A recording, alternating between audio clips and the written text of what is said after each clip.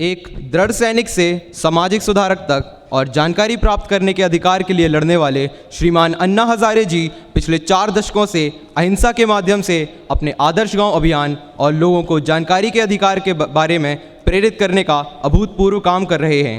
श्रीमान अन्ना हजारे एक भारतीय सामाजिक कार्यकर्ता हैं जो ग्रामीण विकास को बढ़ावा देने के साथ ही सरकारी कार्यों को पारदर्शी बनाने और जनता की सेवा करने, भ्रष्टाचार की जांच करने तथा सजा देने के लिए आंदोलन के नेतृत्वकर्ता के रूप में जाने जाते हैं।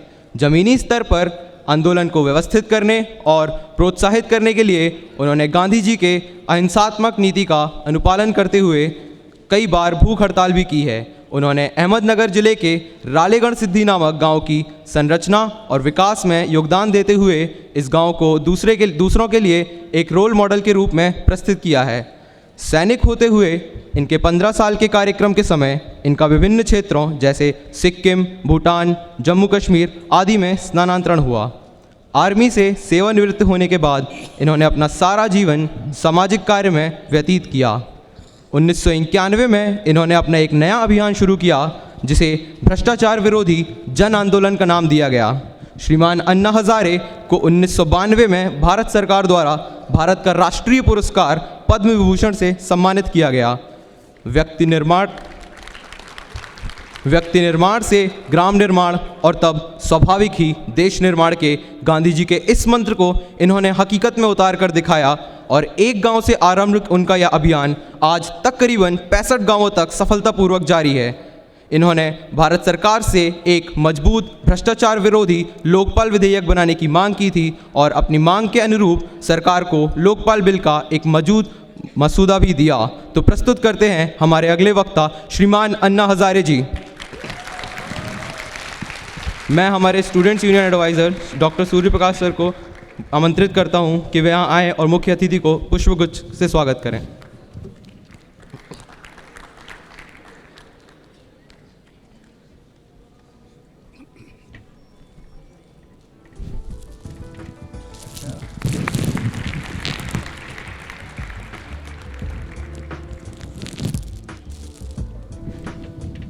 अब मैं श्रीमान अन्ना हजारे जी से आग्रह करता हूं कि वे अपने विचार प्रकट करें।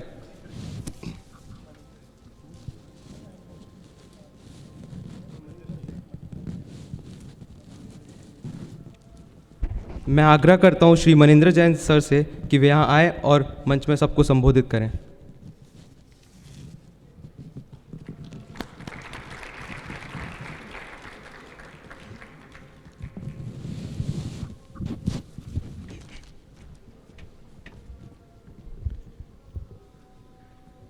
सभी को नमस्कार।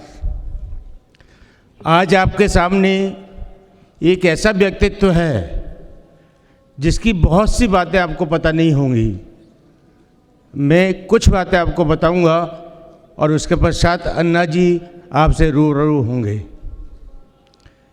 एक ऐसा बच्चा जिसकी माँ ने 12 साल की उम्र में बताया कि सच बोलने वाले का सिर कभी नहीं झुकता। एक ऐसा इंसान जो मिलिट्री में काम करके 25 साल की उम्र में जिसने संकल्प लिया कि वो जब तक जिएगा समाज और देश के लिए जिएगा।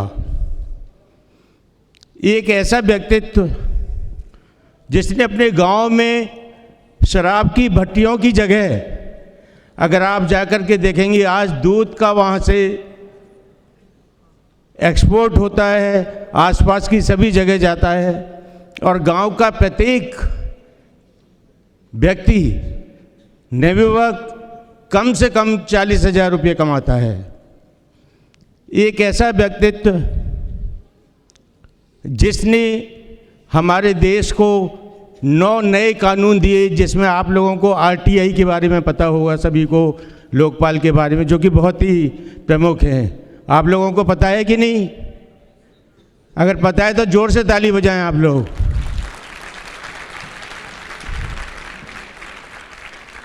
एक ऐसा व्यक्तित्व जो 81 ईयर्स का होके 81 साल की उम्र में हम लोगों के लिए चिंतित रहता है,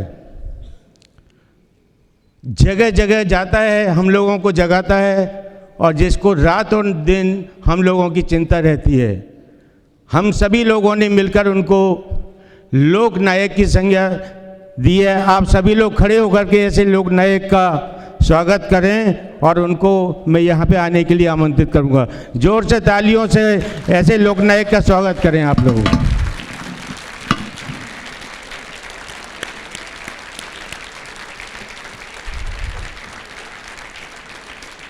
एक ऐसा व्यक्तित्व जो फिर से हम लोगों के लिए खड़ा हुआ है और 23 मार्च से दिल्ली में सत्याग्रह चालू कर रहे हैं, जिसमें हम लोग आप सभी की उपस्थिति चाहते हैं। तथा मैं आप सभी से रिक्वेस्ट करूंगा कि आप लोग हम अपनी सहभागिता एक मिस्ड कॉल के माध्यम से ज़रूर हमारे साथ जुड़ें। अगर आपके पास पेन और पेपर है या मोबाइल है तो वो नंबर नोट करें, मैं बोल रहा हूँ उस नंबर को 88-790-696-88। मैं दोबारा रिपीट करता हूँ 88-790-696-88। और आप सभी लोग जो इस देश के भविष्य हैं, आप सभी लोग फेसबुक यूज़ करते हैं, आप केवी अन्ना हजारे को ज़रूर लॉगिन करें और अन्ना जी के साथ जुड़ें। अन्ना जी आप लोगों के बीच में आए हैं, उनको बहुत बड़ी आप लोगों से उम्मीद है, क्योंकि वे जानते हैं कि इस देश का किसान और नौजवान ही इस देश की तकदीर बदल सकता है। अब मैं बहुत कुछ ना कहकर अन्ना जी से रिक्वेस्ट करूंगा कि वो आप लोगों को संबोधित करें। धन्यवाद।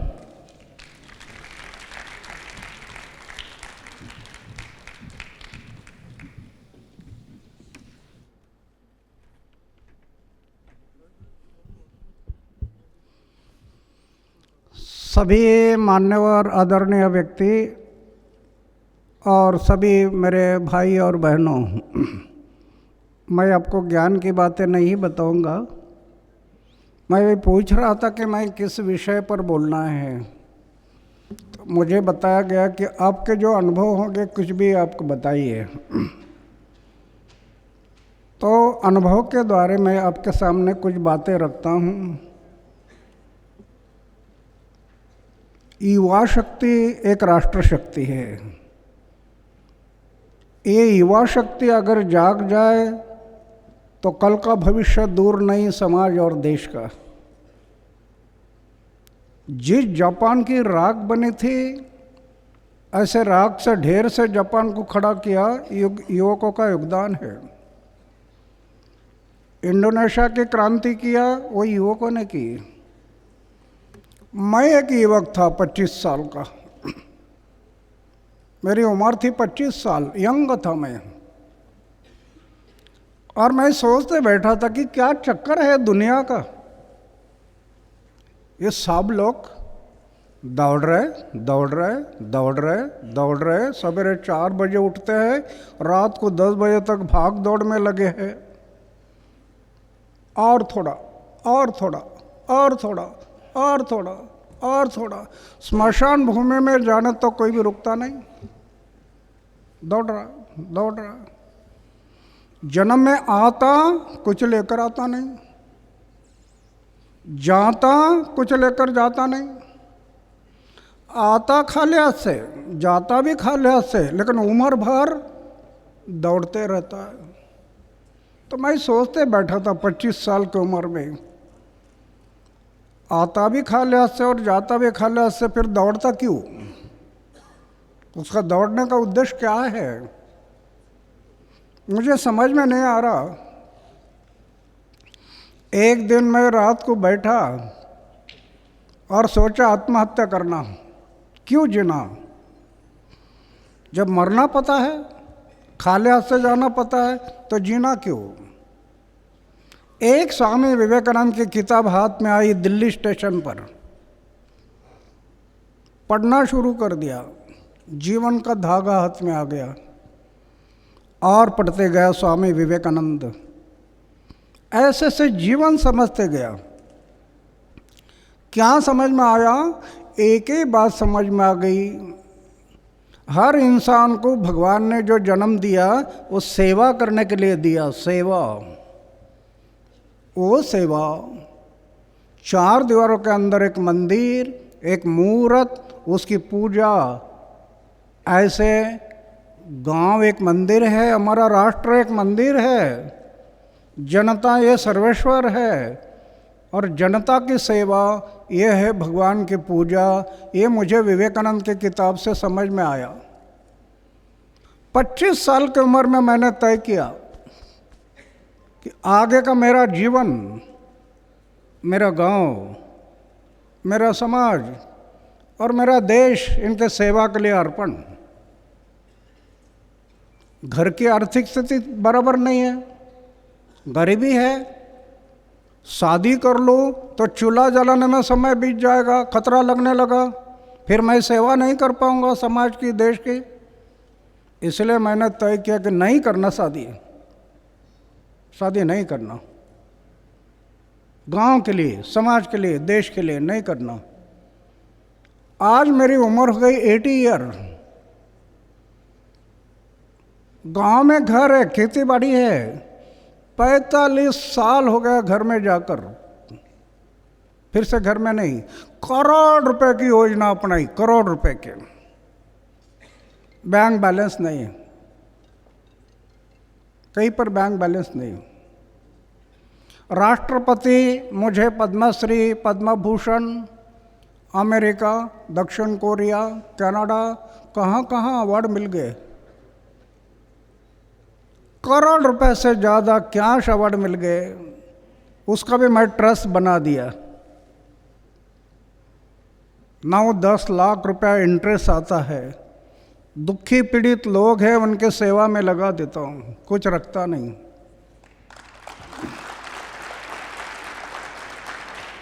एक मंदिर है, मंदिर में रहता हूँ। सोने का एक बिस्तर है और खाने का एक प्लेट है, बस, कुछ रखा नहीं। मेरा बैंक अकाउंट का किताब कहाँ रहता है मुझे पता नहीं। सिर्फ सोने का एक बिस्तर और खाने का प्लेट। लेकिन मैं अनुभव कर रहा हूँ मेरे जीवन में, अरे लखपति करोड़पति को भी जो आनंद नहीं मिलता होगा वो मैं अनुभव करता हूँ। कितना आनंद है, कितना आनंद है।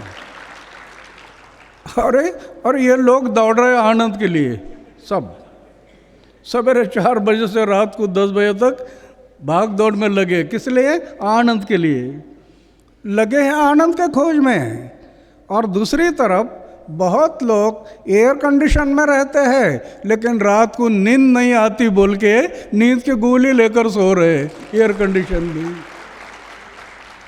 कहाँ है आनंद? आनंद कहाँ है? हम आनंद खोज रहे बाहर, और सही आनंद बाहर नहीं, वो अपने भीतर से मिलता है। बाहर का आनंद मिलता है लेकिन वो झूठा आनंद है। होंडा लिया, नया होंडा, कोई कारण है, उसको माला पहनाता है होंडा को, और 2-3 चक्कर लगाकर गांव वालों को घुमा कर दिखाता होंडा लाया, आनंद मिलता है। रास्ते में पंचर बन गई, पेड़ के नीचे सर में आकर बैठ देता है, पीछे दुख है। जहाँ आनंद खोज रहा है वहाँ दुख है। आप घर में देखते हैं ना, 1000 रुपये कीमत वाली डिज़ाइन वाली कब्बसी लाते हैं बाजार से, 1000 रुपये कीमत की डिज़ाइन वाली कब्बसी। तो बहुत लोग क्या करते हैं, घर में प्रवेश द्वार के सामने दीवार में लगाते हैं। लोगों ने आते देखना, 1000 रुपये कीमत वाली डिज़ाइन वाली कब्बसी, आनंद मिलता है। हाथ से निकल गई, टूट गई, दिन भर सोचते बैठता, 1000 रुपये का नुकसान हो गया, पीछे दुख है। जहाँ हम आनंद खोज रहे हैं वहाँ स्थायी आनंद नहीं, अखंड आनंद नहीं, आनंद दुख, आनंद दुख, आनंद दुख, ऐसा मिश्रित है। निर्लेप आनंद मिलता है, वो अंदर से मिलता है, वो सेवा से मिलता है। सेवा में मानव सेवा, जन सेवा। बहुत लोग सेवा करते हैं मंदिर में, करना चाहिए, उस पर हमारा कोई ऐतराज़ नहीं। मंदिर की सेवा करनी चाहिए,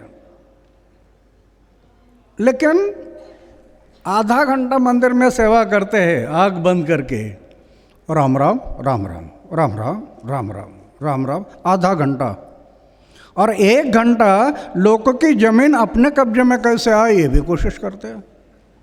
क्या होगा ऐसे सेवा से? अरे उम्र बीत गया, कुछ नहीं होगा। इसलिए 4 दीवारों के अंदर मंदिर, एक मूर्त, उसकी पूजा, ऐसे गांव एक मंदिर है, हमारा राष्ट्र एक मंदिर है, जनता ये सर्वेश्वर है, और ये जनता की सेवा ये है भगवान की पूजा। ये संदेश हमें सर्व संतों ने दिया।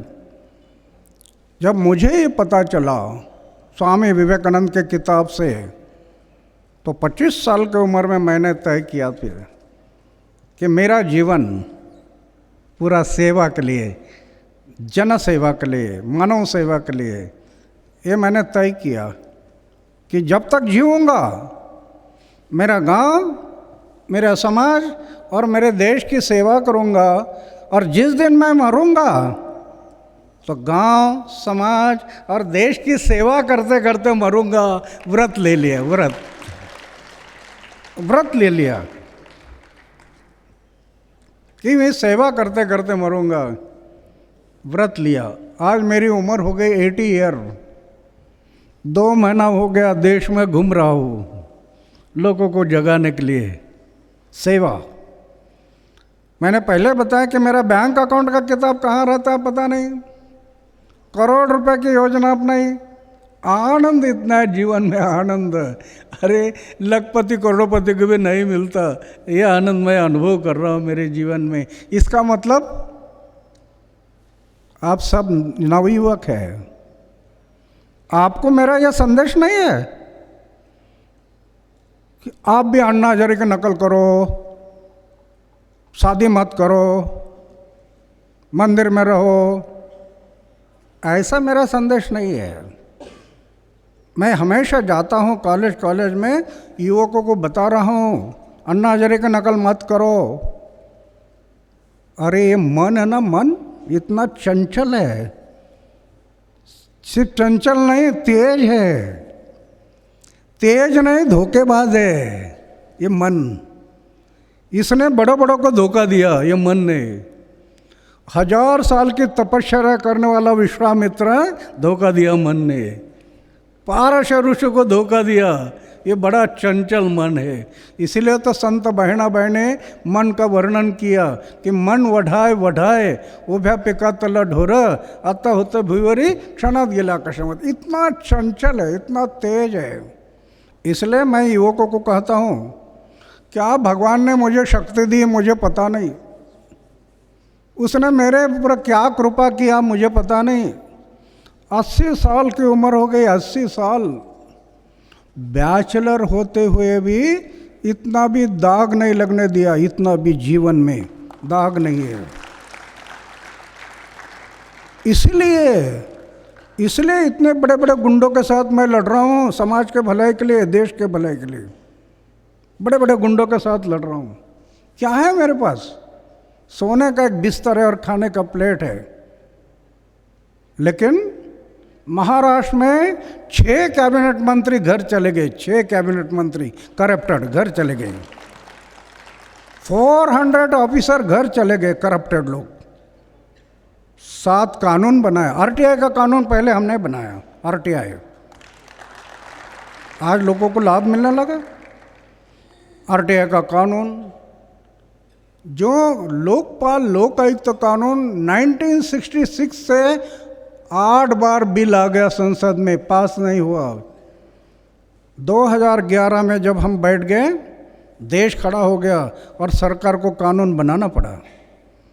लोकपाल लोक आयुक्त कानून बनाया, लेकिन ये सरकार उसका अमल नहीं कर रहा है। इसलिए 23 मार्च चलो दिल्ली, 23 मार्च।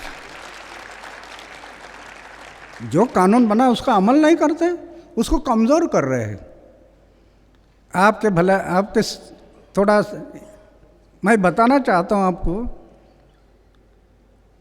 हमें ऐसा लग रहा था ये सरकार सत्ता में आने के बाद कोई अच्छे दिन आने वाले हैं, ऐसा लगा था। लेकिन लोकपाल लोकायुक्त को 3 दिन में कानून बनाकर कमज़ोर कर दिया।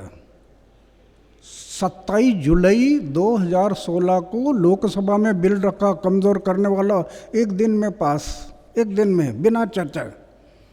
28 तारीख को राज्यसभा में रखा, 1 दिन में पास, और 29 को राष्ट्रपति के टेबल पर रखा और 1 दिन में राष्ट्रपति ने साइन किया, कमज़ोर करने वाला। इसलिए 23 को अभी मैं बैठ रहा हूँ दिल्ली के रामलीला मैदान फिर एक बार, और किसान का प्रश्न लेकर। मेरा कहने का मतलब है कि मैं एक अनपढ़ आदमी है, देश के लिए इतना कर सकता, आप लोगों ने दिल में लाया तो ये देश कितना बड़ा हो जाएगा। आप सब लिखे पढ़े हैं, आपने जब दिल में लाया तो कितना बड़ा काम होगा। लेकिन ये करने के लिए कुछ पत्थर संभालना होगा। भाषण से समाज नहीं बदलेगा।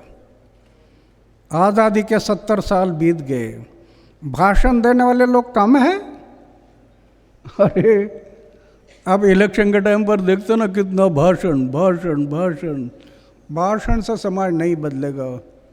शब्द और कृति को जोड़ना पड़ेगा, कथनी और करने को जोड़ना पड़ेगा, तब उसका प्रभाव होगा समाज में, कथनी और करनी।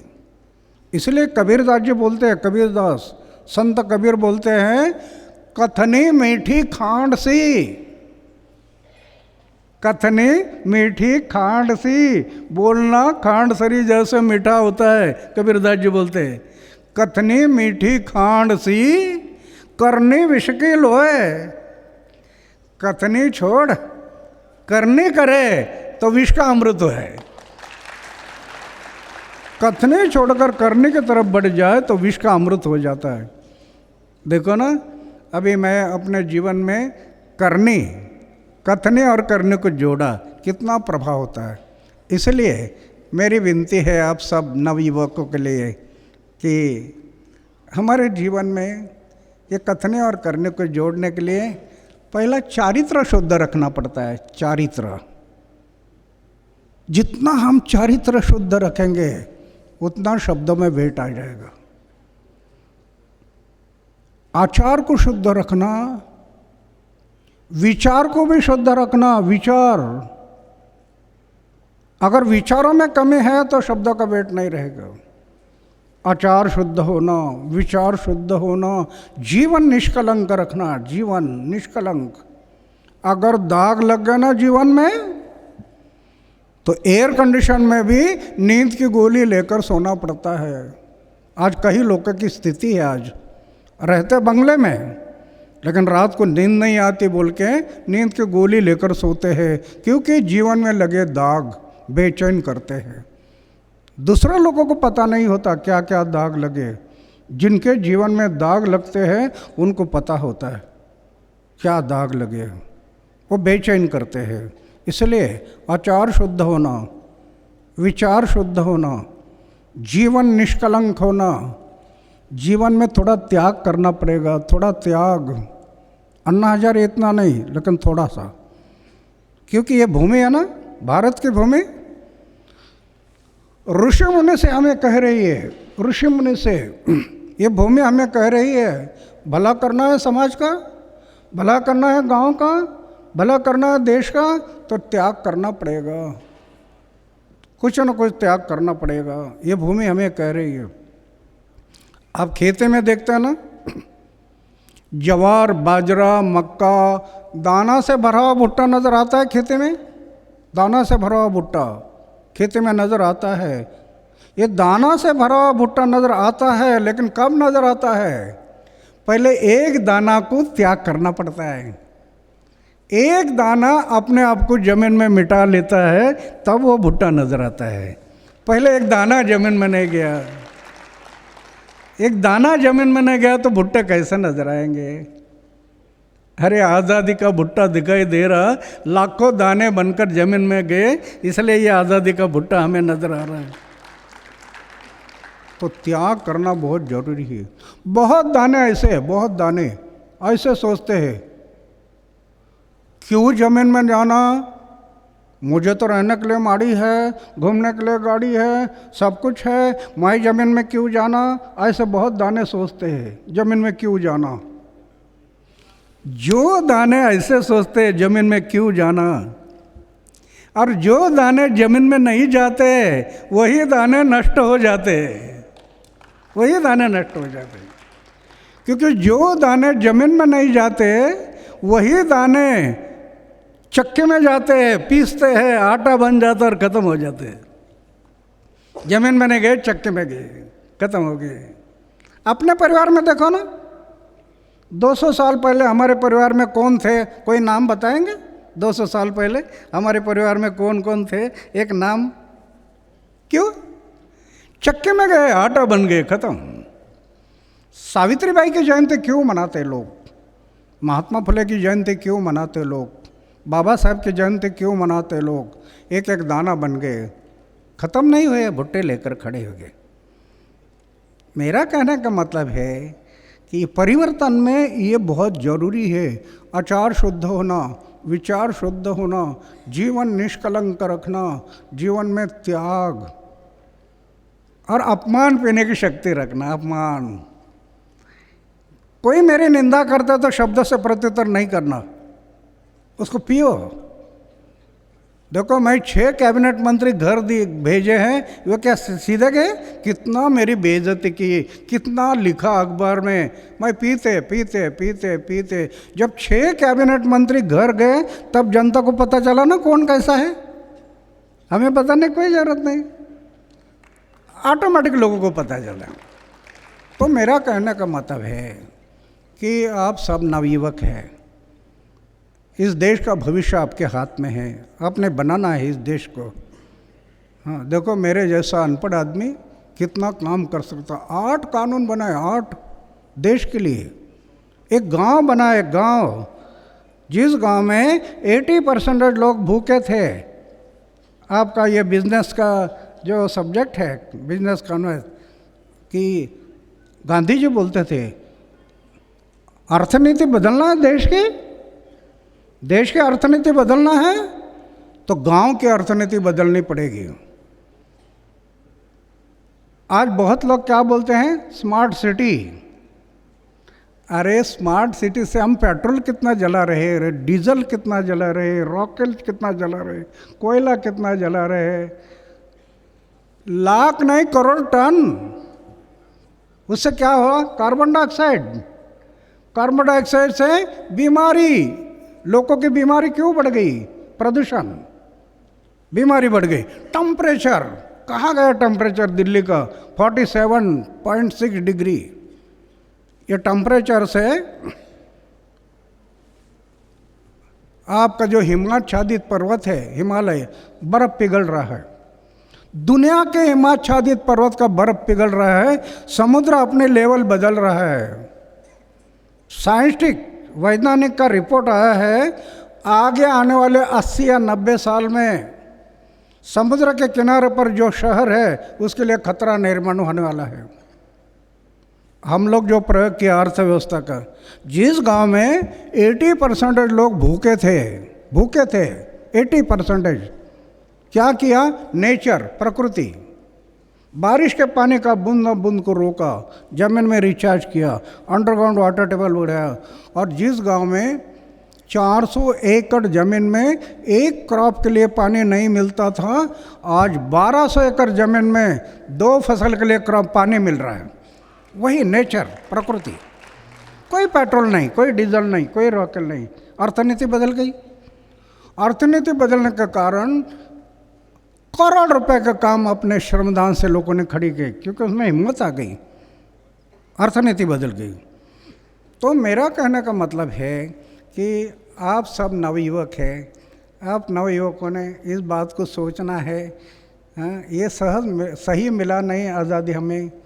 कई लोगों ने करवा, अरे भगत सिंह, सुखदेव, राजगुरु फांसी जा रहे, फांसी फांसी का तख्ता देख रहे हैं, 2 मिनट अभी फांसी चढ़ने वाले हैं, देख रहे आँख से, फिर भी घोषणा चालू थी, इंकलाब जिंदाबाद, वंदे मातरम, भारत माता की जय। और अंग्रेजों को कह रहे थे इस जन्म के क्या, अगले जन्म की फांसी दे दो, हमारी तैयारी है। किस लिए? किस लिए? हमारे आज़ादी के लिए। बहुत बड़ा ऋण है उनका हमारे ऊपर, बहुत बड़ा ऋण है, उनको कभी भूलना नहीं चाहिए। मैंने अपने हृदय के साथ उनको जोड़ा है, जो हमारे शहीद हो गया ना, मेरे हृदय के साथ जोड़ा है। मेरा उम्र हो गया 80 ईयर, 80 ईयर के एज में आज भी 80 साल की उम्र में मेरी ऐसी धारणा है, अरे हार्ट अटैक आकर मरते हैं ना लोग, पढ़ते हैं ना अखबार में, 10 बजे तक गप्पे लड़ाई और सवेरे चाय पीने के लिए उठा नहीं, हार्ट अटैक, हार्ट अटैक आकर लोग मरते हैं। ऐसे हार्ट अटैक आकर मृत्यु आना, इसके बजाय गांव, समाज और देश के भलाई के लिए मृत्यु आ गया तो ये मेरा सौभाग्य रहेगा, ऐसे मेरी धारणा है। उनको मैं जोड़ कर रखा है मेरे हृदय के साथ। तो मेरी विनती है आप सब नवयुवकों के लिए, बनाना है देश, 2 बातें, एक तो डेवलपमेंट। हमारे गांव में 400 लीटर दूध बाहर नहीं जाता था, 400 लीटर, आज 6,500 लीटर पर डे दूध बाहर जा रहा है। वही गांव, वही जनता, 6,500 लीटर। और नवयुवक जो नौकरी के तलाश में थे, नौकरी के तलाश में, आज वो नवयुवकों ने 10, 15, 20, 22, 25 गाय ली, अलग अलग गोठा बनाया। मैं कभी कभी घूमता हूँ ऐसा गोठा, जो गाय वाले नवयुवक है, पूछता हूँ आपकी पढ़ाई कितने है, बोलता 10 क्लास है। कितने गाय है, बोलता 22 गाय है। दूध कितना जाता है, 125 लीटर। सब खर्चा जाकर आपको कितना पैसा बचता है, बोलता 45,000, 45,000 रुपया महीना मुझे खर्चा जाकर बचता है। अरे क्लास 1 ऑफिसर को भी पगार नहीं ना इतना, 45,000। 10 क्लास पढ़ा लड़का गांव में 45,000 रुपया कमाता हो तो और क्या चाहिए। और फिर गोबर भी है, गोबर भी पर सरप्लस है। तो ये जो अर्थनीति है, इसलिए गांधी जी बोलते थे देश की अर्थनीति बदलना है तो गांव की अर्थनीति बदलनी पड़ेगी। इसमें शोषण नहीं, दोहन नहीं। और अर्थनीति कैसे बदलती, हम लोग कई गांव में ये प्रयोग किया, कई गांव में। कभी आप स्टूडेंट है, आपको कभी इच्छा हो गई मुझे स्टडी करना, आ जाओ 2 दिन 3 दिन रहो, पूरा स्टडी करो, कैसे बदलते हैं अर्थव्यवस्था। यह आपको प्रत्यक्ष देखने के लिए मिलेगा। तो मेरा कहने का मतलब है कि ये 4-5 बातें थोड़ा ध्यान रखना है। कि मुझे कभी कभी बहुत फील हो जाता है, हमारे पूना में है ना MBA करने वाले लड़के, MBA हमारे पास आते हैं, कॉलेज के स्टूडेंट, कितना लोग आना स्टडी करने के लिए, 11 साल में 9 लाख लोग आ गए गांव में, 9 लाख। 5 लोगों ने PhD किया उस पर। कितना बड़ा काम होता है। लेकिन कभी कभी मुझे दृश्य बड़ा विदारक दिखाई देता। ये जब आते हैं, देखते हैं, प्रेरणा मिलती है और जाते हैं। पूना में मैं जब देखता हूँ, पूना में 8-10 नवयुवकों का एक ग्रुप, ये पान के टपरी के सामने खड़े हैं, पान के टपरी के, और इस उंगली में सिगरेट है, सिगरेट, और धुआं निकालते समय ऐसे राउंड निकालते हैं, गोल। बहुत फील हो जाता है। अरे जिन युवकों ने इस देश को बनाना, उन युवकों के उंगली में क्या है? ऐसा कभी सुना है? सिगरेट पिया और पहलवान हो गया, कभी सुना? गुटखा खाया और पहलवान हो गया, शराब पिया और पहलवान हो, कभी सुना? अरे कर्करोग हो गया, TB हो गए, कैंसर हो गए। क्यों करते हैं लोग? उसका कारण है जीवन में सोच नहीं कि भगवान ने मुझे मनुष्य जीवन किस लिए दिया। मेरा क्या कर्तव्य है, मैं है कौन, मैं आया कहाँ से, मेरा कर्तव्य क्या है, मुझे जाना कहाँ है, सोच नहीं। तो बहुत लोग क्या सोचते हैं जीवन में, जन्म में आए हैं ना, खाओ पियो चैनबाजी करो, एक दिन मरना तो है। क्या सोच है, खाओ पियो चैनबाजी करो, एक दिन मरना तो है, और कुछ भी खाते हैं, कुछ भी पीते हैं, और कैसे भी निकल जाते हैं। अरे खाना पीना और मरने के लिए जीवन, सिर्फ खाना पीना और मरने के लिए जीवन नहीं। मनुष्य जीवन में आए, खाए पिए चले गए, तो पशु और हमारे में क्या अंतर है, क्या फर्क है? फर्क इतना है, पशु हरा घास खाते, सूखा घास खाते हैं, हम ज्वार बाजरा की रोटी खाते, गेहूं की रोटी खाते, चावल खाते, फर्क इतना है। मेरा कहने का मतलब ये है कि हम आप लोग सब हमारा आशा स्थान है, बड़े आशा से हम देख रहे हैं आपके तरफ। मैं यहाँ पर यहीं पर नहीं, जगह जगह पर जाता हूँ, आप जैसे नवयुवकों के साथ बात करता हूँ, सिर्फ बात नहीं करता, प्रश्नोत्तर करता है, प्रश्नोत्तर कि पूछो तो आपको क्या प्रश्न है इसमें, मैं अनुभव के आधार पर उनको जवाब देते रहता है। तो मेरा कहने का मतलब आपसे कि आप लोग इस बात को सोचना ज़रूरी है कि जिन्होंने हमारे लिए कुर्बानी दी, इस देश के लिए, हमारे आज़ादी के लिए, उनको नहीं भूलना चाहिए। लता दीदी ने गीत गाया ना, ये मेरे वतन के लोगों जरा आँख में भर लो पानी, जो शहीद हुए हैं उनकी जरा याद करो कुर्बानी। वो कुर्बानी की याद हमारे हृदय के साथ जोड़ना है। अभी आपको अगर हमारे साथ जुड़ना है तो ये मिस कॉल नंबर है ना, हाँ मैं डेली 4 या 5 मिनट की एक सीडी डाल देता हूँ मेरे वेबसाइट पर, ये मिस कॉल नंबर है। अगर आपको संपर्क बनाना है तो मैं मेरा मिस कॉल नंबर देता हूँ, आपको कोई प्रश्न है तो मुझे पूछ सकते हैं। मेरी जी सीडी अभी 25 सीडी बनाई है और देश के लोगों को ये सीडी भेजता हूँ, वो लोग देखते हैं और उनको जो प्रश्न होता है वो मुझे पूछते हैं, अनुभव के आधार पर मैं उसको जवाब देता हूँ। तो आपको भी अगर किसी से जुड़ना है हमारे साथ तो मिस कॉल नंबर नोट करिए, आपके पास अगर पेन है तो 88 79 06 96 88। फिर से चेक कर लो, 88 79 06 96 88। इस पर अगर किसी को क्वेश्चन हो तो पूछिए। लास्ट में मैं इतना ही कहूँगा, अरे पैसा कितना भी कमाओ, लखपति हो जाओ नहीं करोड़पति हो जाओ, ऐसा कोई उदाहरण नहीं देश में कि हमारे देश में एक करोड़पति था, लोग उसकी जयंती मनाते हैं, ऐसा उदाहरण नहीं है। सावित्री बाई के मनाते हैं, महात्मा फुले के बनाए। क्या कह रहा है इतिहास, अरे इंसान कितना भी पैसा कमाना दो, खुद के लिए, सिर्फ खुद के लिए जिंदे रहने वाले लोग हमेशा मरते हैं। जो अपना गांव, समाज और देश के भलाई के लिए मरते हैं वो हमेशा के लिए जिंदे रहते हैं। ये इतिहास है, ये देश का इतिहास है। तो मैं ज़्यादा ना कहते हुए आप सबके लिए धन्यवाद करता हूँ। एक स्लोगन देंगे, भारत माता की।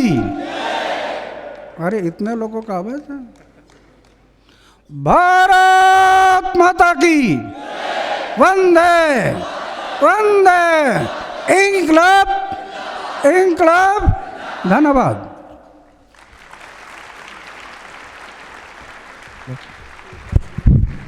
धन्यवाद सर। आशा ही नहीं, पूरा विश्वास है कि आपके प्रेरणादायी शब्दों से इस प्रेक्षागृह में उपस्थित सभी प्रेरित हुए होंगे। The floor is open two questions.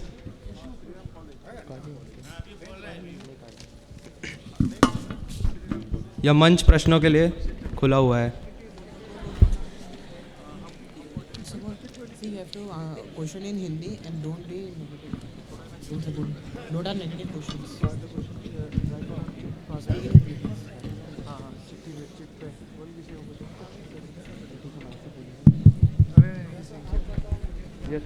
Guys, please be loud when you ask the questions. नमस्कार अन्ना जी, मेरा नाम गायत्री खुराना है। मेरे परिवार में अब मेरे जो पापा हैं, बड़े पापा हैं, सारे समाज सेवक ही रहे हैं और इसलिए बचपन से मैं भी इसी काम से जुड़ी रही हूँ। बचपन से यही सोचा है कि मरना है तो राष्ट्र के लिए मरना है, और मैंने अभी से सोच लिया है कि मैंने भी शादी नहीं करनी जैसे कि आपका था। तो मैंने ये सोच लिया, पर बहुत डर लगता है कि जब भी मैं गरीब बच्चों से मिलती हूँ और उनसे पूछती हूँ कि तुम स्कूल जाते हो, या मैं उन्हें पढ़ाने की कोशिश करती हूँ, मुश्किल से आज तक सिर्फ 10 दिन कुछ बच्चों को पढ़ा पाई हूँ। हर बारी वो किसी ना किसी बहाने से रह जाते, क्योंकि उनके मन में कुछ होता ही नहीं है कि हमें पढ़ना है।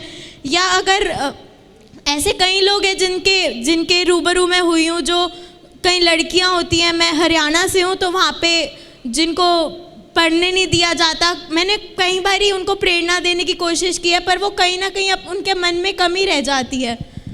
मेरे मन में अभी तक यही बात डर बैठ चुका है कि क्या मैं अपनी ज़िंदगी में ऐसा कर भी पाऊंगी जो मेरे को करना है या नहीं। ये बोले कि काफ़ी कोशिश किया है बच्चों को पढ़ाने की, पर वो पढ़ नहीं पाते, और ये आपकी तरह से शादी नहीं करना चाहते हैं, तो मेरे को ज़िंदगी में क्या करने का है?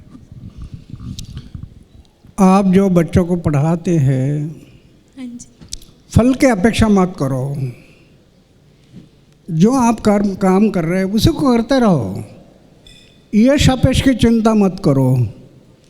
अपेक्षा अगर जीवन में रख दी तो फर्स्टेड आ जाएगा। क्यों? आपने जो अपेक्षा की, ऐसे काम नहीं होने से फर्स्टेड आ जाता है। फल की अपेक्षा नहीं, कर्म करना मेरा कर्तव्य है, मैं करते जाऊंगा निष्काम भाव से। कर्मण्येवाधिकारस्ते मा फलेषु कदाचन।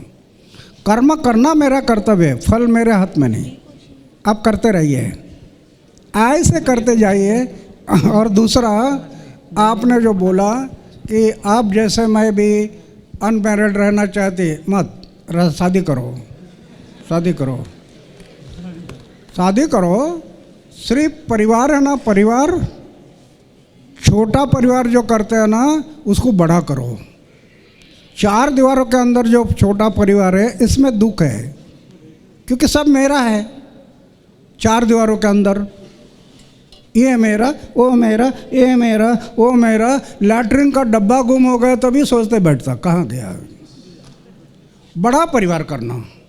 अन्ना हजारे ने सिर्फ मैरिज नहीं किया, लेकिन परिवार छूटा नहीं। मेरा परिवार बड़ा बन गया, पूरा देश मेरा परिवार हो गया।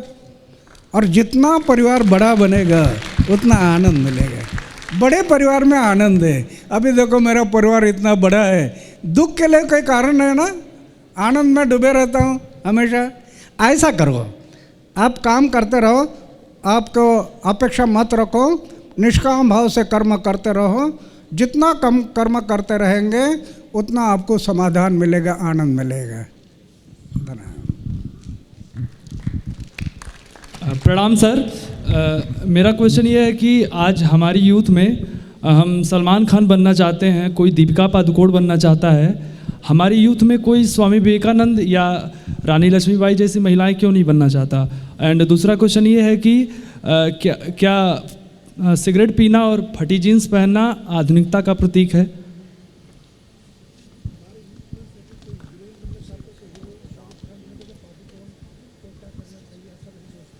और हमारे जीवन में अब जीन्स पहनते करते क्या करना चाहिए?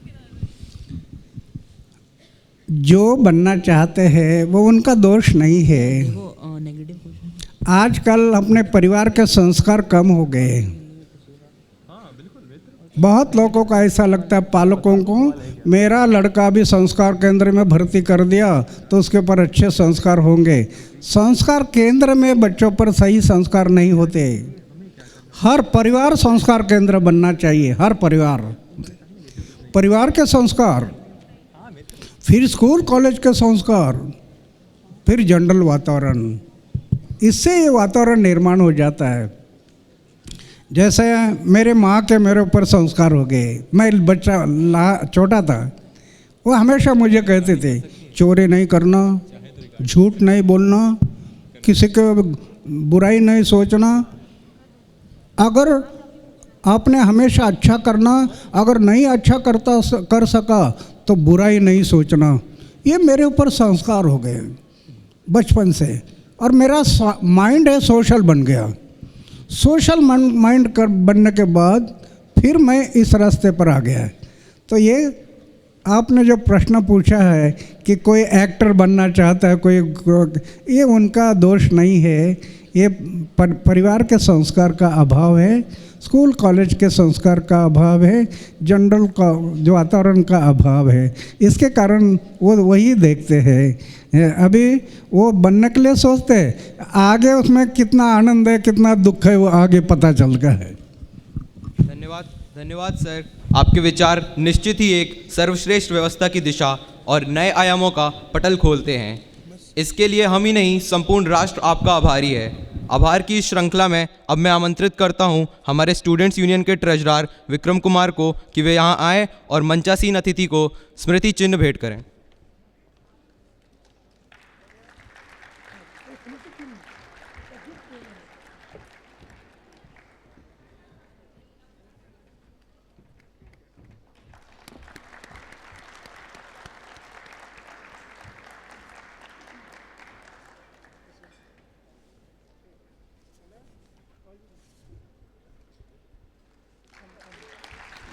Thank you for addressing us, sir.